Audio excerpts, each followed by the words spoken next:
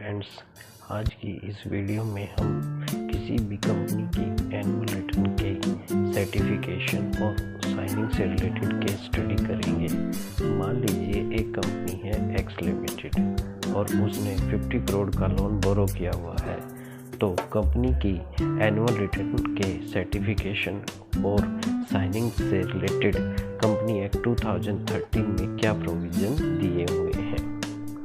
As per company act 2013 के section 92 के accordingly every company को अपनी एनुअल रिटर्न MGT 7 में फाइल करना ज़रूरी है। इसके अलावा जो एनुअल रिटर्न होगी वो कंपनी के डायरेक्टर एंड कंपनी सेक्रेटरी द्वारा साइन की जाएगी। अगर कंपनी में कंपनी सेक्रेटरी नहीं है तो प्रैक्टिसिंग कंपनी सेक्रेटरी द्वारा रिटर्न का साइन कराना ज़रूरी है। अब बात करते हैं जो एनुअल रिटर्न है उसके सर्टिफिकेशन के लिए। कुछ कंपनियां ऐसी होती हैं जिनकी एनुअल रिटर्न किसी भी प्रैक्टिसिंग कंपनी सेक्रेटरी से सर्टिफाई कराना ज़रूरी है। उसके अंदर हम इंक्लूड करते हैं एवरी लिस्टेड कंपनी। इसके अलावा वो कंपनी जिसकी पेड अप कैपिटल 10 करोड़ या उससे ज़्यादा है, या वो कंपनी जिसकी टर्नओवर 50 करोड़ या उससे ज़्यादा है। और जहाँ तक बात की जाए कंपनी द्वारा की गई बोरोइंग की, वो क्राइटेरिया नहीं है कि कंपनी की रिटर्न सर्टिफाई होनी चाहिए या ना होनी चाहिए। प्रैक्टिसिंग कंपनी सेक्रेटरी किसी भी कंपनी की एनुअल रिटर्न को MGT 8 में सर्टिफाई करेगा।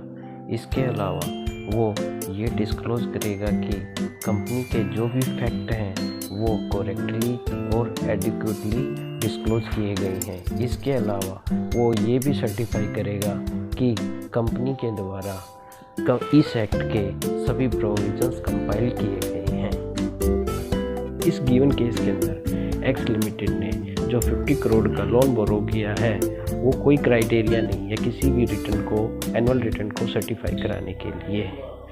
इसलिए इसमें ये भी क्लियर नहीं है कि कंपनी लिस्टेड है या नहीं, ना ही कंपनी की पेड अप कैपिटल के बारे में दिया हुआ है, ना ही कंपनी की टर्नओवर के बारे में दिया हुआ है। लेकिन जो इन्फॉर्मेशन दी गई है उसके बेस पर यह कहा जा सकता है कि कंपनी की रिटर्न जो होगी वो साइन होनी चाहिए डायरेक्टर और कंपनी सेक्रेटरी या प्रैक्टिसिंग कंपनी सेक्रेटरी से। लेकिन सर्टिफिकेशन के लिए हम कोई डिसीजन नहीं ले सकते। आज की वीडियो में इतना ही। धन्यवाद।